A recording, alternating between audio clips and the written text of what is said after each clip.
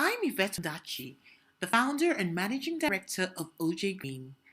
I'll be taking you through the initiatives that we're taking to increase the income of smallholder farmers in Africa. 18 million people from smallholder farmer households in Kenya earn less than $700 annually. This puts them at a disadvantage because they lack access to basic needs such as food and good nutrition and education and healthcare. But let's look at some of the reasons why they're at this disadvantaged position. Many of them rely on traditional techniques of cropping and they lack agronomic extension services. As a result, they experience frequent crop failure. The second challenge that they face is that they have little or no advisory services.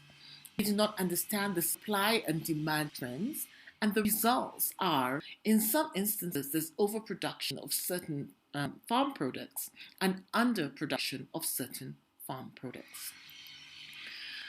Many of them lack access to profitable markets. They over rely on middlemen who offer them unreasonably low prices for their produce. As a result of this, many times they lack finances to access high quality inputs. So, how does Ojay Greene solve this problem? We offer them end to end support across the value chain. It takes process. We offer them access to advisory services, agronomic services, and inputs. Now, this results into increased productivity. And we aggregate their produce, we buy from them at fair prices, and we offer them access to market. We're able to offer them market linkage to buyers, and as a result, smallholder farmers are able to access increased incomes. Mobile technology innovation offers unique value not just to the farmer but to other stakeholders in the value chain. For instance, for the agronomists who work with them, they're able to reach more farmers more efficiently. One agronomist can reach up to 700 farmers at one instance. The messaging is interactive, and therefore conversations can occur between the farmers and the agronomists. They can ask each other questions and get responses and plan even better. The technology enables us to focus accurately, and as a result, there is effective matching to the right reseller.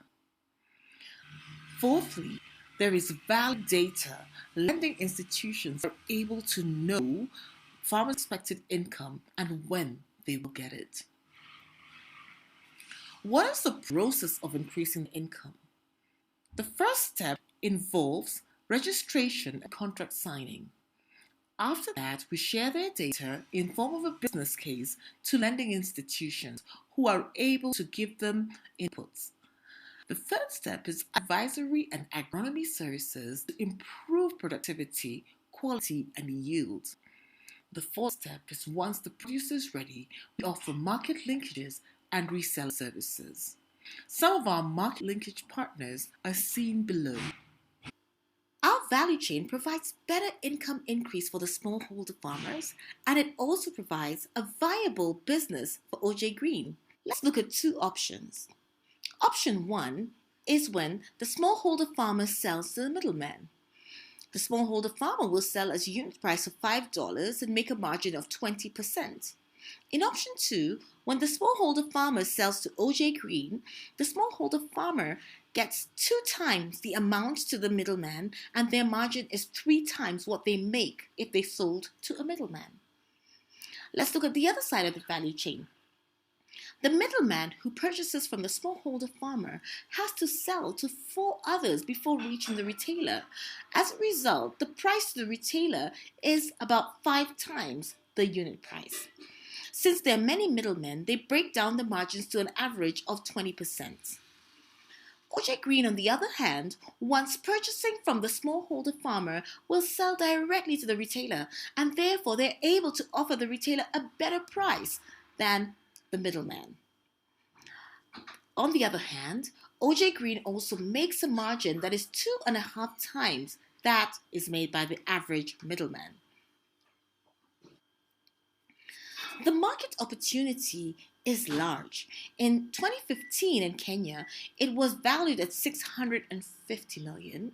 It's projected to grow at 15% year on year, representing an estimated 1 million consumers. And this number is expected to double by 2020. The driving force is increased urbanization and population increase. The market is highly fragmented and very informal. Let's look at the impact that we've made in the last 12 months. In July 2015, Ojay Greene had 250 smallholder farmers registered. 12 months later, the number has grown 12 times to 3,000 smallholder farmers registered. In July 2015 again, there were 2 regions. The farmers were representing 2 regions and in Kenya only. Fast forward 12 months down the line, there are 11 regions involving Kenya and Uganda. The average increase in income from the baseline was 120 in 2015, and currently it has risen 2.5 times to $300 in 2016. This number is expected to rise even towards the end of the year. The baseline increase is 17% in 2015 and 43% in 2016. The 5-year growth plan involves increasing the farmers engaging with us in Kenya alone from 500 to 20,000 in 2020. We forecasted to increase the number of smallholder farmers to 2,500 in 2016, and as of July, we have surpassed the number, and we are reaching 3,000 smallholder farmers. What about the average income per smallholder household? We intend to increase the income from $700 at the baseline at the beginning of 2015 to $3,300. So we will increase the income by $2,600 within a 5-year interval. This will impact 100,000 livelihoods in Kenya alone. So the team behind this involves an advisory board, managing director who reports into them, and 4 business units. There is the business development unit, there is the logistics unit, there's the agronomy unit, and there is the quality management unit. There are different positions reporting into these. Most of them are filled, but we have a few vacant positions, such as in key accounts, in direct sales, and in internal audits. A further look at the team bios show that the team members are very qualified to run the organization. Yvette, as the managing director, has got 16 years of multinational experience and 10 years experience in agribusiness. She has raised up to $150,000 within the last 2 years. The logistics lead has experience in project management, has been involved in food security and girl-child empowerment. Joseph, the lead agronomist, has got experience in agroforestry and community development. He's also a tech enthusiast and champions the use and adoption of the mobile platform. Gibson is an agricultural graduate and has experience in managing crop and animal husbandry.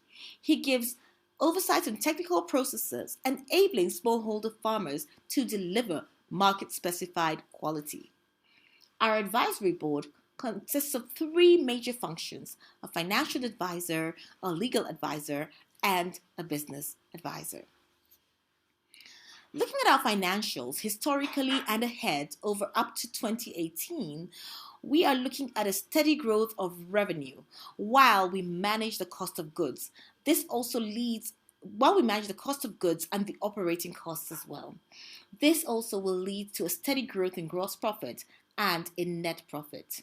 Looking at the net margins, they progress from a negative 35% in 2014 to a positive 35% in 2018.